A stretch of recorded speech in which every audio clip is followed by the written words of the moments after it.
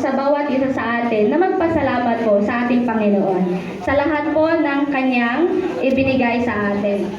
So ito pong sinasabi nating birthday, hindi lang po ito about marking the calendars. So hindi lang natin hihintay yung birthday natin, hindi lang ito about blowing the candles on our cake, but this is a reminder, or it holds a deeper significance sa ating mga buhay. So may deeper meaning po yung birthday. So hindi lang ito about paghahanda, pagbibigay ng mga regalo, and etc. So our birthday anniversaries and Thanksgiving are too often devoted to selfish gratification.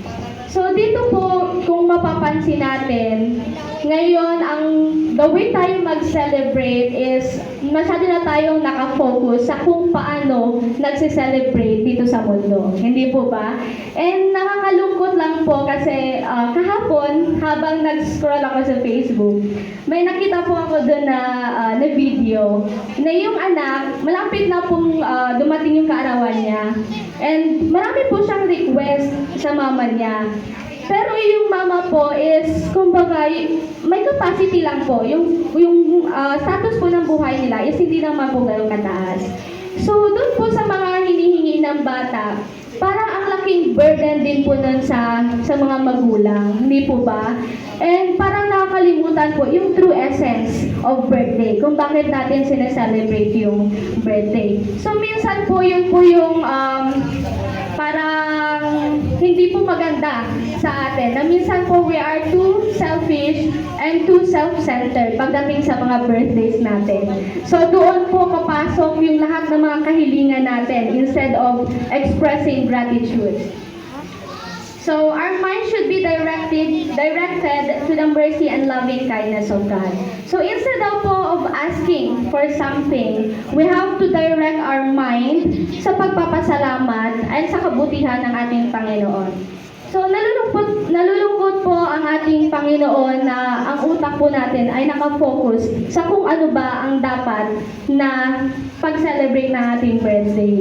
So instead of remembering Him during our special occasion, sa iba po nadadirect yung ating focus, yung ating po mga utak.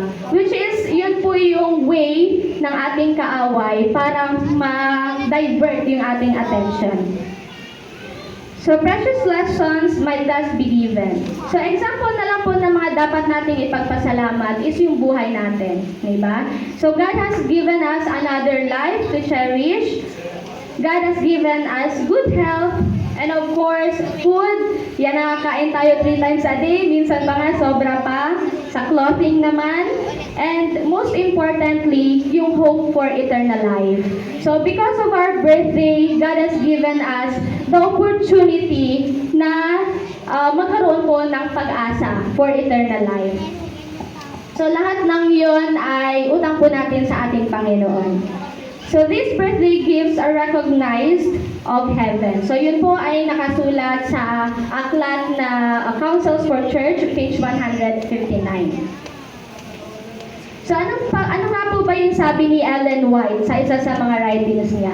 Na during our birthdays or special occasions, do not let the pass by na hindi po tayo nakakapagpasalamat sa ating Panginoon.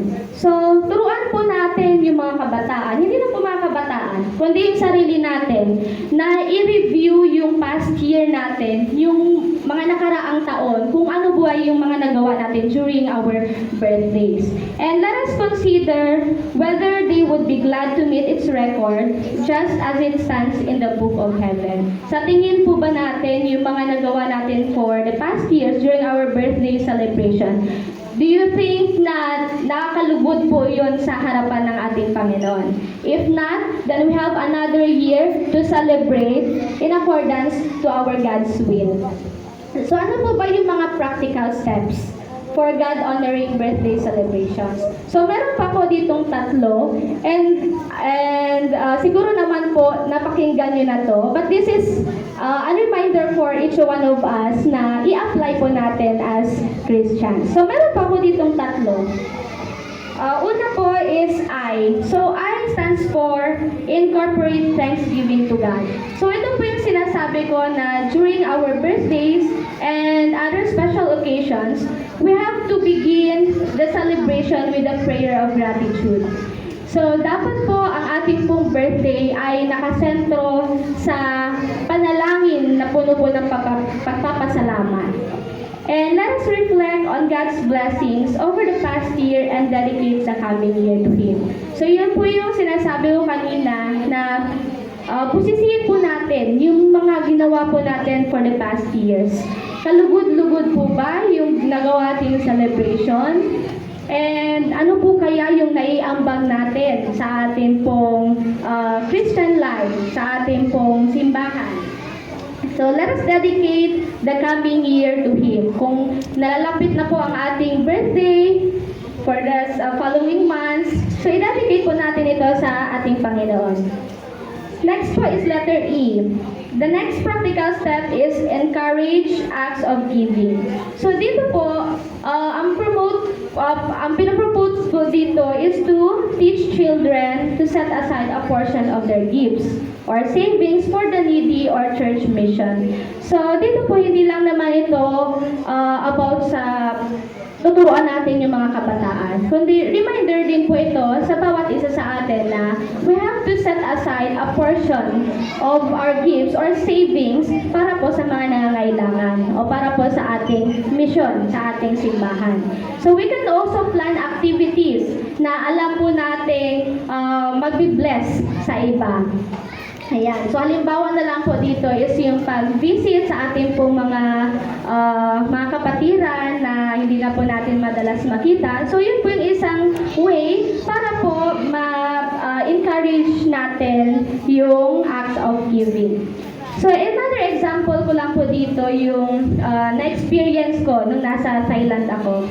So, nasa Thailand po ako, yung administrator ko po dun sa school is may ano po talaga sila, may panata. So, silang mag-asawa.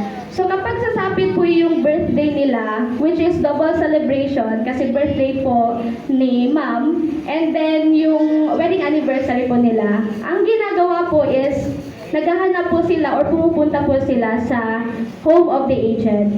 So, minsan po ako nakasama doon. So, minsan nasa Lukburi or minsan nasa Bangkok sila. So, doon po, sineselebrate nila yung birthday by means of giving gifts doon sa mga matatanda. And nagpapakain rin po sila. And laking tuwa po ng mga nandoon kasi yung mga nandun po is hindi po natin kapananampalataya. So, karamihan po sa kanila ay mga Buddhist. So, 2019 po, before po ako bumalik, nung nag-birthday po si ma'am, inaya po ako ulit. And ang mas nakaka-amaze po doon kasi may iilan po sa mga Buddhist na yon ang nagpasya na magpabinyag.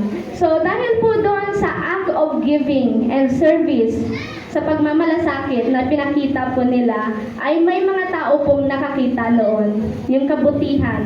And yun po, nakapag-decide sila na magpabinyag.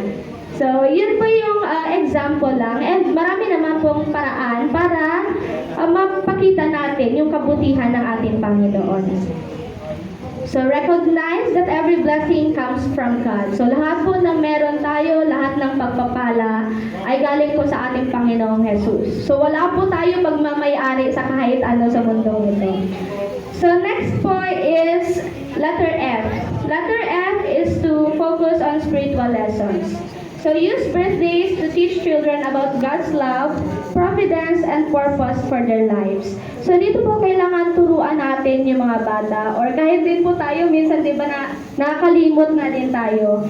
So, ipaalala natin sa mga sarili natin yung pagmamahal sa atin ng ating Panginoon. And yung providence na binigay niya sa atin. And also, yung purpose natin. Ano ba yung purpose natin sa mundong ito? Next is to reinforce the importance of being a blessing to others. So yan, so ipaalala natin yung importansya ng pagiging daluyan ng pagpapala sa ibang tao. Lalo na po sa mga hindi pa nakakilala sa ating Panginoon. And nawa po lahat po ng ating gagawin ay, ito po ay nakakalugod sa harapan ng ating Panginoon. So yun naman po yung tatlong practical steps na alam po natin makakapagbigay po ng kaluguran at kasiyahan sa ating Panginoon. So, i-recap lang po natin I stands for incorporate thanksgiving to God, E, encourage acts of giving, and F is to focus on spiritual lessons. And bago po ako magtapos, may gusto lang po akong iwan na tanong na tayo lang po ang makakasagot. Are we teaching ourselves to honor God and recognize His blessings on special occasions? So, natuturuan ba natin or napapaalalahanan ba natin ang ating mga sarili na i-honor ang ating Panginoon and i-recognize lahat po ng kanyang pagpapala? So, tayo lang po makakasagot yon. And ito po yung challenge sa bawat isa sa atin. Our challenge is to transform birthdays into opportunities to glorify God, express gratitude, and bless others. So, nawa po yung mga gaganapin pong occasions, special occasions like birthdays, wedding anniversaries, nawa po ito po ay maging opportunity para mag-glorify natin ang ating Panginoon and ma-express din po natin yung ating gratitude at maging patuloy na daluyan ng pagpapala sa iba. So God delights in offerings of gratitude and will bless those who honor them in their celebration. So nawa po, ito po ang magsilbing paalala sa bawat isa sa atin na kahit simple po ito, pero kailangan po ito ng dedikasyon at patuloy na panalangin na kada sapit po ang ating mga special occasions, kaarawan, nawa ito ay magsilbing reminder na lahat po ng ito ay galing po sa ating Panginoon. And that He has given us life to be a blessing to everyone. So again, happy Sabbath po. Thank you for watching Bondoy Reality TV. Subscribe, like, and share.